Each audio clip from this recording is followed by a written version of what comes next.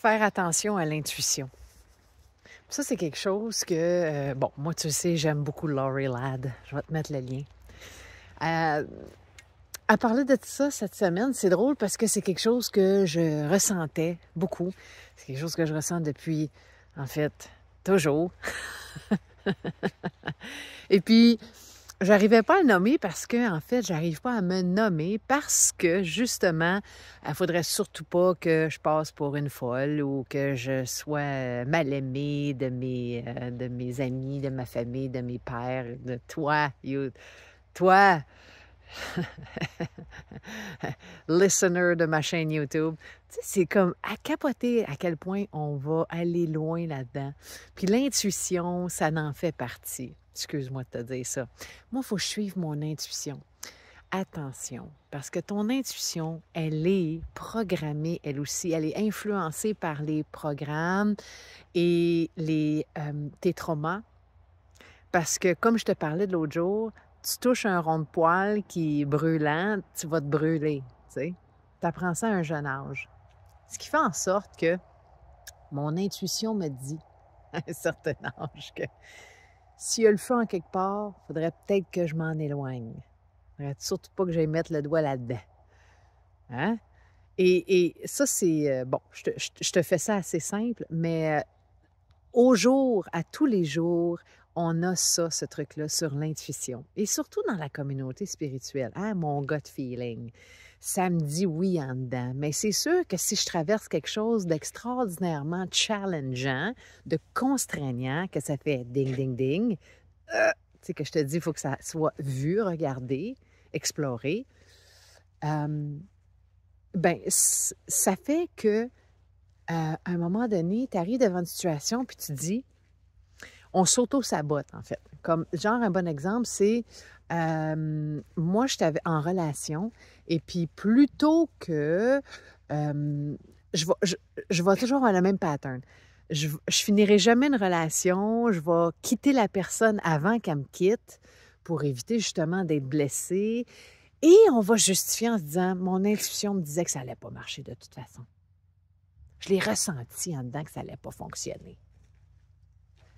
Et on va le justifier par des situations X, Y, Z parce qu'il va en avoir plein. Mais que le gars s'appelle Pierre, Jean ou Jacques, ça va toujours être la même affaire. Et c'est pour ça que je te pose la question. Est-ce que tu te poses cette question-là? Comment ça se fait donc? C'est toujours la même affaire qui revient. Pourtant, j'écoutais mon intuition. Mon intuition, elle est bonne. Parce que tu es la même personne. Et la même personne, elle se doit de se confronter. Je dois mourir de moi-même. Ça, c'était la capsule ben, en fait, je l'ai postée hier, puis là, je te fais ça le lendemain. Fait que je vais essayer de poster celle-là aujourd'hui pour que ça ait du sens. Mais c'est ce que je te disais hier, tu sais. Je dois mourir de moi-même. Ça fait mal mourir de soi-même, ça fait peur. Si j'ai peur, là, si ça provoque quelque chose en moi, c'est parce que ça l'a à être vu, parce que ça l'a à être vécu. Je dois me lancer dans le vide à tout bout de champ. Si tu as peur, si ça te fâche, si ça te provoque, si ton intuition te dit que c'est peut-être pas la bonne chose à faire,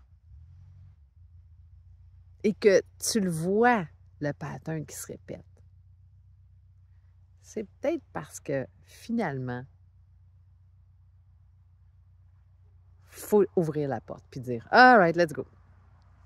Comme je te parlais de l'histoire de mon ami qui s'achète un saut de bungee puis qui arrive en haut et elle fait « Ah, elle sent plus, là, mon intuition me dit que c'est pas la bonne chose ». C'est drôle parce que juste avant, quand tu as acheté ton billet pour jump en bas, mais que tu étais en bas, tu te dis « Ah, ben là, mon intuition m'a dit que c'est la bonne chose à faire ».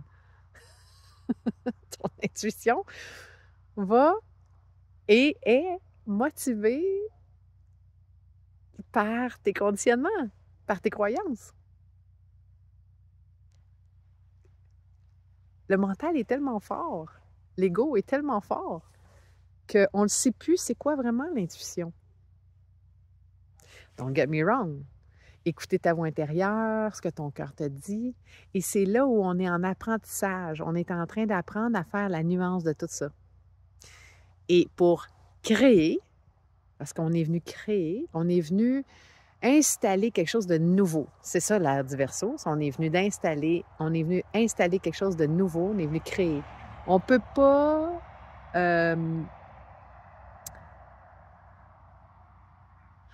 arriver puis rénover une maison qui est plus rénovable. C'est passé, c'est fini. Il faut construire quelque chose de nouveau. L'ère du Verseau, l'âge d'or, la 5D, c'est une ère de création. Pas de patenter quelque chose en... Ça va fonctionner. Je vais patenter quelque chose, là, puis ça va tenir. On ne veut plus que ça tienne. On veut construire quelque chose de nouveau.